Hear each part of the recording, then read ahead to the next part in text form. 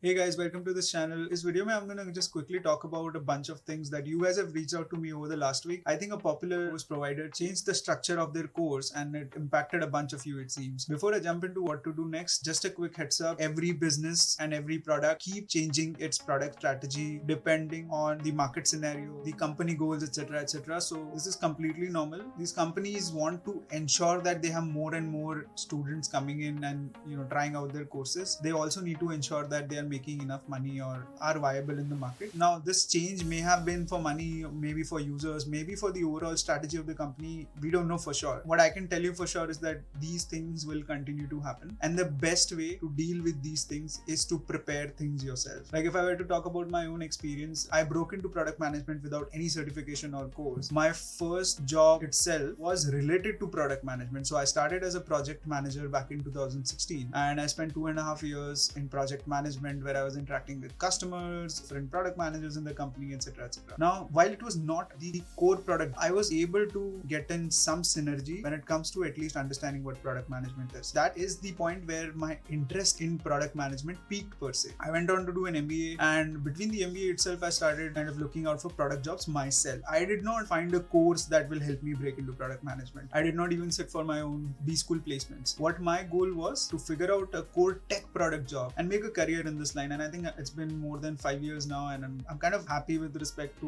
what I've done, the kind of decision I've made in the past, right? So there was no support. I did not have enough content on YouTube as much as you guys have today. So it's completely normal. And the scenario, if I talk about product management market, has only gotten better compared to what it was back then. Again, to reiterate myself, getting a product job is not the course's responsibility, not your B school's responsibility. It's your own responsibility. What you need right now is not a course, but a structure how to break into product management. There are 2 detailed videos I've already made. One, how do you break into product management without any courses? Second, step-by-step guide to become a product manager in India. And third, how to become a product manager without any experience. I broadly talk about 6 things there. So I talk about a step-by-step guide where I first talk about how you need to learn the basics of fundamentals and you need to invest really high amount of time preparing for product management interviews. Ensure that at least you go through that video. If you don't have your fundamentals in place, if you don't know what product management is, it makes no sense. I don't think any course will help you break into product management in that scenario. Second, be open to accepting related PM roles. So when I say related PM roles, it could be business analyst, product analyst, project management, growth manager, etc. etc. All of these roles are not core product management roles, but at least give you some part of product management execution to do on a day-to-day basis. And it can give you on-job learning opportunity. What it also gives you, and this is my third point, is an internal job posting, right? Is an internal job transition opportunity where internally, once you kind of take more responsibilities of a product manager, the company can allow you to become like a junior product manager in any of the product lines. So that can only be done once you kind of take more and more responsibilities off of the hands of a product manager. You assist them as much. Again, the idea is that the more hands-on you are with respect to knowing what a product manager does, the better chances you have breaking into product management. Number 4 is primarily accepting product management internship. It may seem like a step down sometimes when you're transitioning, say, from a non-product related role to a junior product manager. It may seem hard, or a PM internship may seem hard, but trust me, the growth in product management is really good. You spend like 2 good years doing real product work, doing real good product work, there in no time you'll become a product manager. Number 5, it's if all of this is very hard for you. So if you're someone who's a student and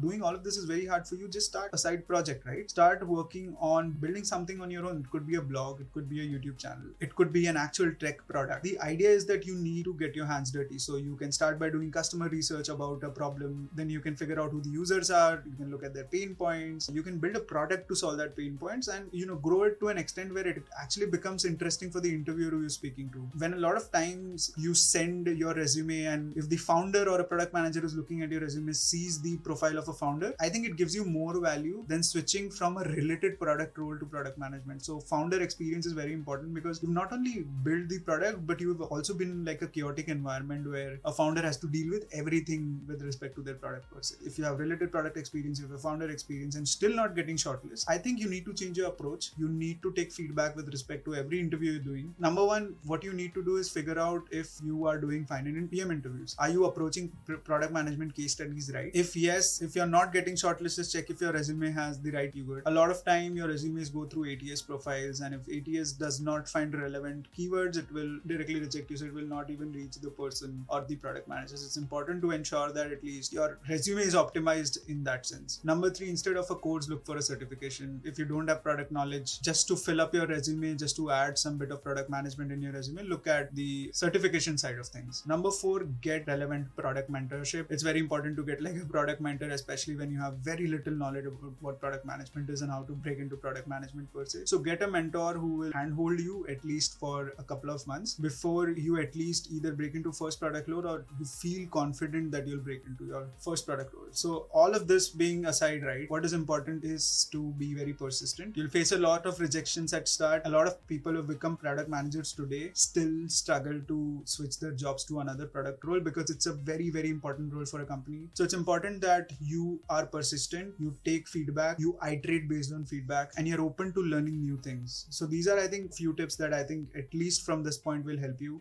If you have certain questions, feel free to add those in the comment section and I'll be more than happy to help you out with the answers for these questions. Otherwise, drop a like on this video, consider subscribing to the channel, share this across with a friend who is going through the same thing you are today, and I'll see you in the next one. Thanks so much.